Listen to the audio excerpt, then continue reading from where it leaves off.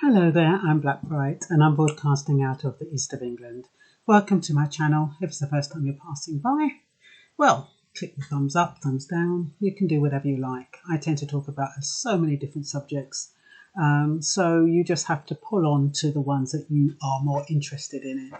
And this is a follow-up to my video that I did yesterday about why black men resent black women. So I thought to myself, why don't I try to turn that around a little bit and do one about black women resenting black men? Because from the responses that I receive and sometimes what I hear women say about black men, there's obviously some hidden resentment there as well. So it's on both sides and it's not healthy. So I thought, well, let me have a look into it and just kind of garner some thoughts as to why I think that may happen. So you hear black British women or black women in Britain talking about the black British man being weak, no backbone. They jump ship when things get hard. There's no loyalty. They're unfaithful. They're sponges. They're users. They're mummy's boys and they're abusers. That's mostly what you hear. So what can we understand about black men in Britain? Well, the ones who are in my age group, those are the ones I'm going to talk about, those born in the 1950s, 1960s and 1970s. The ones who struggled as they were growing up, just as the females did. But you have to remember with men, they deal with their emotions far more different than women because they're meant to contain them. So you have to bear that in mind. Even though as a woman you would have had the same experience, you're not going to interpret it or translate it in the same way. Your actions are not going to come out in the same way. So this video does not relate to men who had a stable upbringing and made relatively good decisions and lifetime choices. So it's not for the good guys. Okay, it's for those who had it tough. So, who created the fabric for black British men? Well, obviously their mothers. Their mothers were responsible for how they turned out in a lot of cases. And we're talking about those who were raised by their mothers, not those who were raised by both parents. And how did they develop in the same way? So many men are similar. They're like carbon copies. You go out with one British man, you might as well have gone out with all of them because the behaviour and the pattern is so similar. The way they speak, the way they treat you, the responses, it's almost like you can predict what's going to happen. So they chirp indiscriminately as a means to an end because that's how they survive. I don't think they deliberately and maliciously go out to deceive women. I think it's a mode of survival. I think when they chirps a woman, I mean, obviously it's great if they like her, and they usually do, or they fancy her. It's their way of saying, I need protection. I need a roof over my head. I need someone to look after me. I need a mother, in quotes. Now, black women, they get really peed off if they think that a black man is looking for a mother. And they shouldn't really, because in essence, as women, we are looking for a father in our men. We are looking for somebody to look after us, to protect us, to keep us from harm, to provide for us. And that's what fathers were meant to do. So we shouldn't knock the men if they are looking for the proverbial mother, somebody who's going to love them unconditionally. So they're mothers who came to the UK from elsewhere. So we're talking about those boys whose mothers came from outside England, not those whose mothers were born in the UK, but those whose mothers came from outside the UK, didn't expect hostility, racism, problems with housing, problems getting jobs. They didn't expect that. They thought, they were going to come over here and it's going to be easy. So when they found out what it was like, they had to make sacrifices, and a lot of those sacrifices meant putting their boys as well as their girls, but we're focusing on men at the moment, putting them in childcare or foster homes, or leaving them with other people. Some of them are just sending them back to the country that the parent was born, even though the child didn't know anything about that country. And it's funny, it's ironic, because that is what the government is talking about when it's talking about deporting foreign nationals to the homes of their parents. Because in essence, that is what our parents did, or our mothers did. When they couldn't cope and they couldn't find anyone to look after their children, they shipped them off back to the West Indies or the Caribbean, and whoever was over, their aunts, uncles, would look after them. And they'd probably send them over a few shekels every month or every week, depending on what the arrangement was. And that's how it was. And those boys were torn not only from their mothers, but also placed in a strange and alien environment with people who they didn't know. And worse, if those people that they were placed with were unkind to them. So not only have they been estranged from their mother, the one solid or stable person, or the person that was meant to love them unconditionally, not only have they been separated from her, but they also are in a country that is strange to them, where they know nobody, and they're with people who either take the pee out of them or abuse them.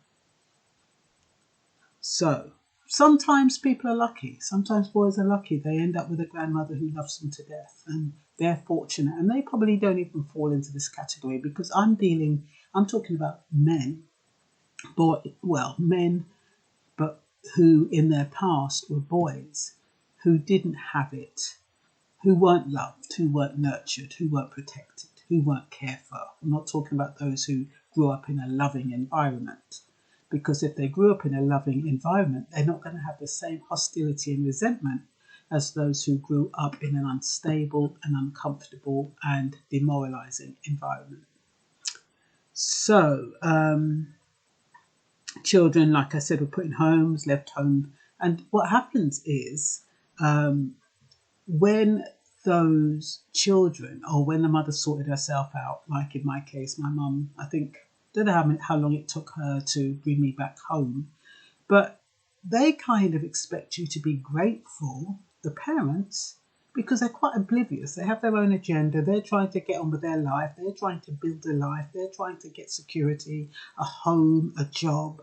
So they're thinking about themselves, and they're not thinking about the children, because as far as they're concerned, the children are not going to remember. The children, they'll sort it out themselves.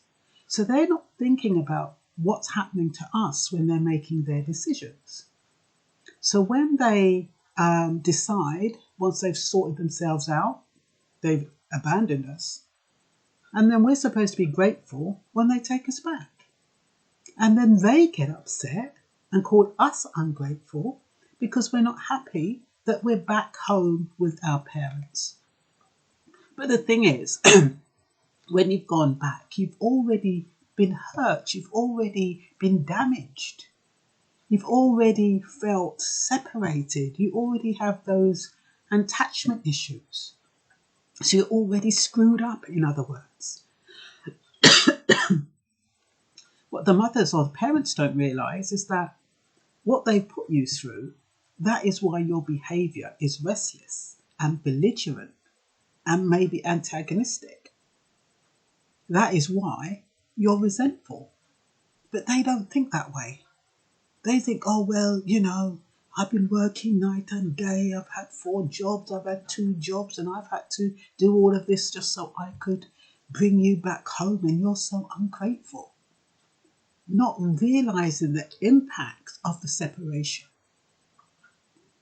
So now you take, and the thing is, like I said, it's worse for boys, because boys cannot or have been told not to show emotion. So they're suppressing it. They're keeping it in. And they're holding it down. So these boys then end up, and the mother is overcompensating because These children, she didn't really want to put them in a home, or she didn't want to separate from them, so she's brought them back. She's brought them back to a situation where she's probably got a new man.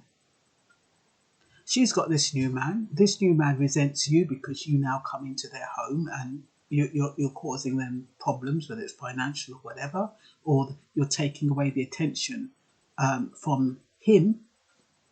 And so they get resentful. So now you're dealing with, okay, you're back with your mum, with all your attachment and separation issues. Now you've got this man in the house who's with your mother, who's not very nice to you. And she's not paying you much attention because she's trying to please him. Now she has to please him because he's helping her pay the bills. So where does that leave you and the way you feel about yourself? Once again, you feel discarded. Once again, you feel, like, why the hell did she bring me home? Why the hell did she bring me back? She might as well have left me where I was. And then what happens is those same boys end up feeling rejected, and they have a load of different issues. Feel vulnerable, feel angry, feel resentful. So what do? They're now looking for validation. They're now looking for somebody, whoever it is, who's going to say, yeah, you are somebody, you are great. I really like you. I want you in my life. Now that could be male or female. That could be men in the form of gangs, and they end up in criminal kind of activities, or it can be in the form of a woman who happens to rescue them. But normally, sometimes when these women rescue these men who have been through that, it's conditional. You haven't got the unconditional love that you might have expected from your mum, but then you can't expect it from a third party either. If you don't get that unconditional love from your mother, who's put you in a home and gone about her business and then brought you back and then she's with her man, if you don't get unconditional love from her, you're not going to expect unconditional love from a partner. So then you're going to have reservations about that partner. You're going to think, oh, what is she after? What does she want? Because you're insecure, you don't have that feeling of stability and you're not confident. And so you start questioning, why is she paying me attention? What's in it for her? And you have your trust issues because you haven't been nurtured. And so you can see how it can be a destructive cycle when all of these mechanics come into place. So what else did I want to say? So what can happen?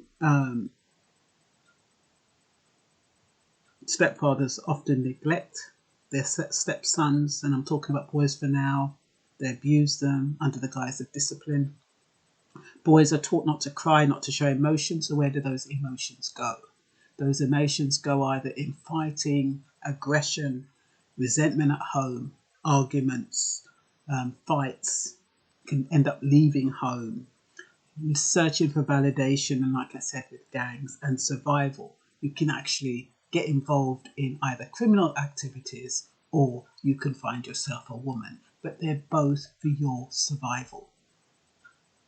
Those who don't want to go down the criminal route try to survive through women. And when they have to try to survive through women, that means that they have to put on a persona. Number one, to get the woman in the first place, and number two, to keep her.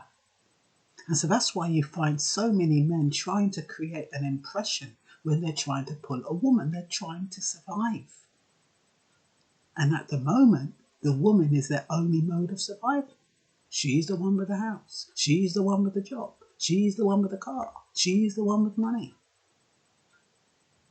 And you need some of that. So you have to try and navigate and think, how can I get in on this?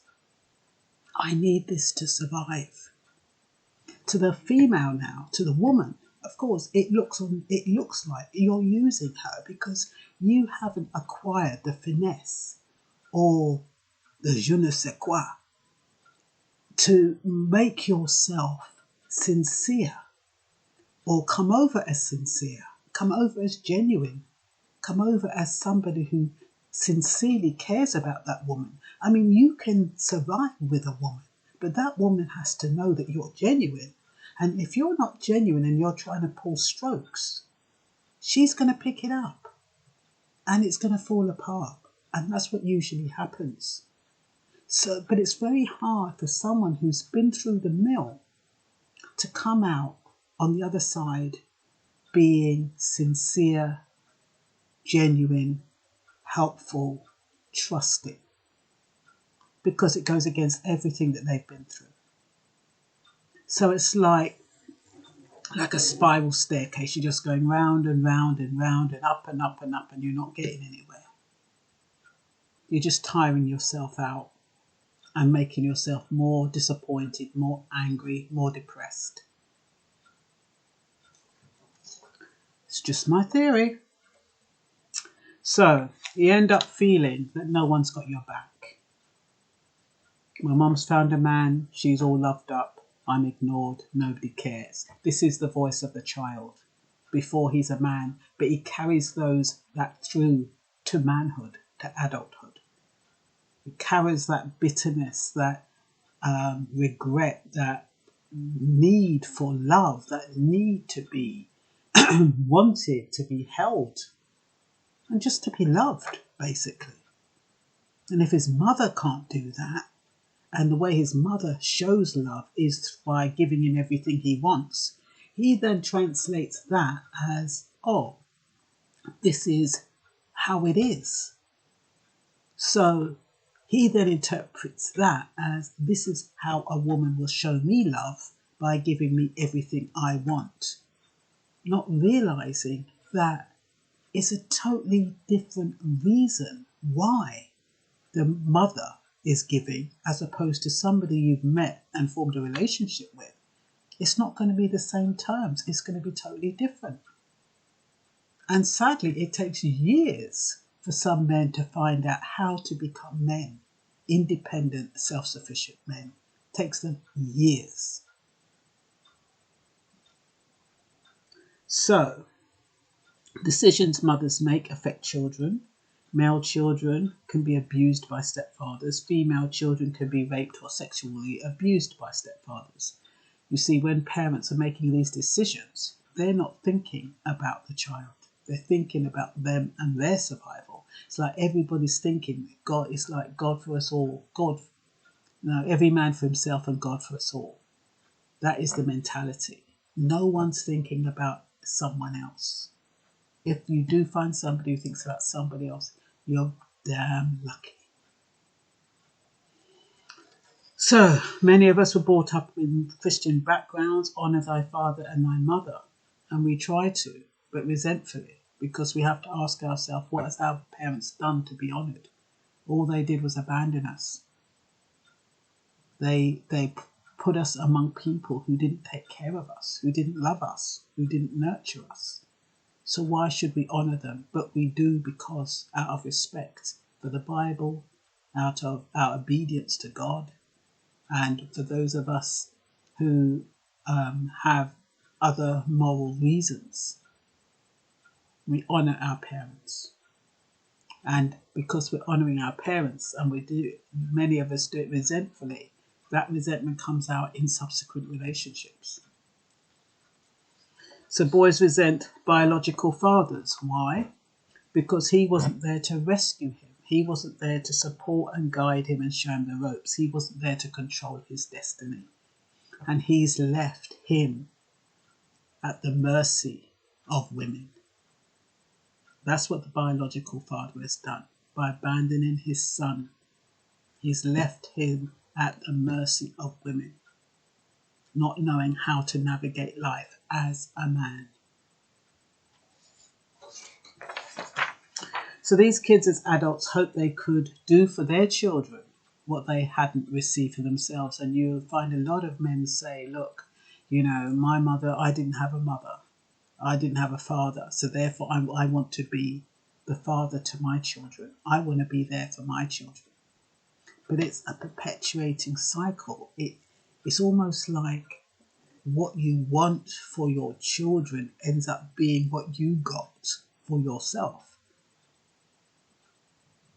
Because It's the decision isn't yours alone, and it is once again conditional on a set of circumstances.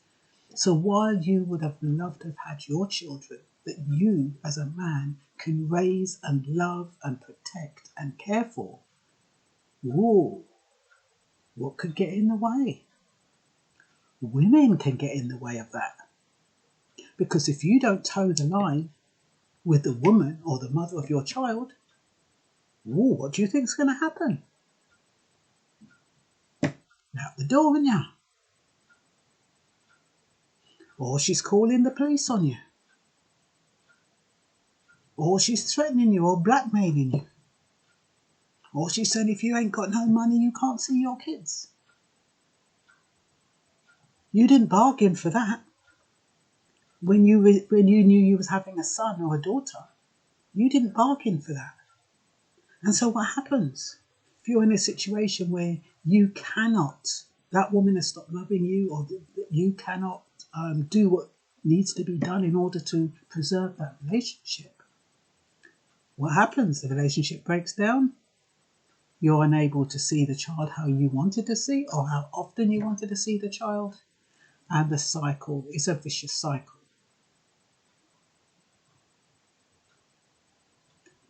Can't blame anyone. If anything, we should be blaming our parents.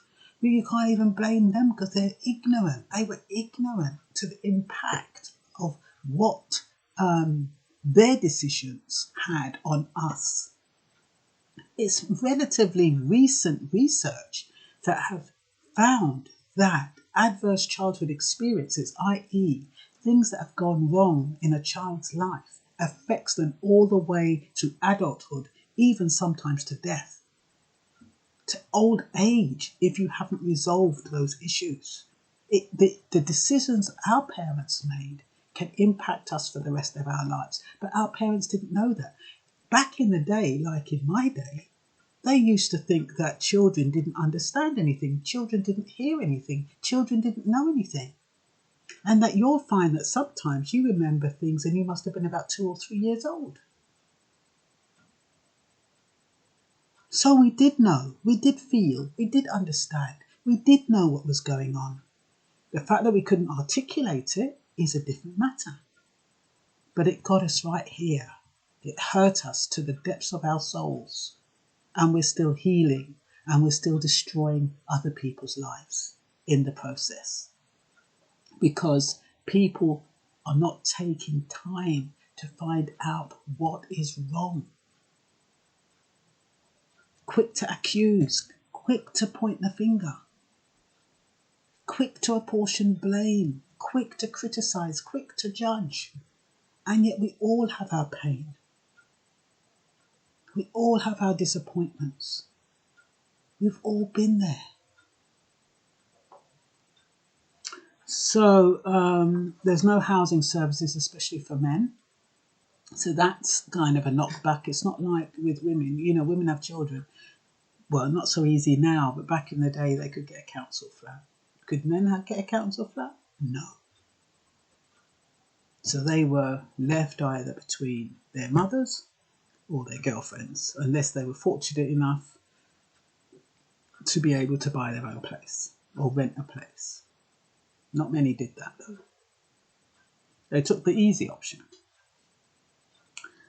And then you've got the situation where those who did do it, the stable ones, they did go and get their own place and kitted it all out, playing the, doing the proper male thing, get involved with a woman.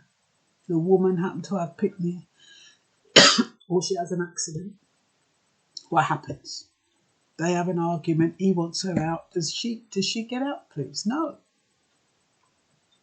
The law is that if she's dependent, she gets a house. And that house can't be sold until she's ready. So this man go buy him house and all. Bring in a woman, and he's lost it. Lost his home. And that's another level of hostility, bitterness, resentment, anger. So even when they do try and do things by themselves, they get screwed over by the system. there should be a law where I think it's changed a bit, where you can show that if a person hasn't contributed financially in the home, they cannot make a claim on your home. And I think that is in place.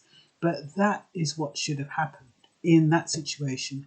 But they would still say, as a female, did she cook for you? She's had your children. Did she do this? Did she do that? And you'll still find that the black man, pulls a short straw. And this isn't a pity story. This is about what has happened and what could still be happening. So, men get resentful against black women, but services are provided for them and they make them feel obligated if they want to be a part of that service. Men get resentful against black women because services are provided for them. Okay, so what I was writing here is that, like for women who are getting housing benefit or whatever when they're in their council homes, if they do take on a guy, they kind of make him feel obligated by the fact that he's living in her house and he has to toe the line, he has to abide by her rules. God forbid loses his job or something. So men learn quickly that tolerance for them is low, love for them is conditional, there will be constant criticism and judgment, high expectations of them, unfulfilled expectations leaves them vulnerable and ends up usually in arguments and the end of a relationship. So what do you think about that theory then? So it was supposed to be about why black British women resent black British men, but basically it's really because they are looking for whole men. They're looking for their fathers, someone to protect them, someone to keep them safe, someone who's sincere, someone who genuinely loves them and who will be with them no matter what. But because the black British man has been so hurt and damaged, he's fragile and he can't fulfill her expectation. And I think I'll leave that there and let me have your thoughts. Bye bye.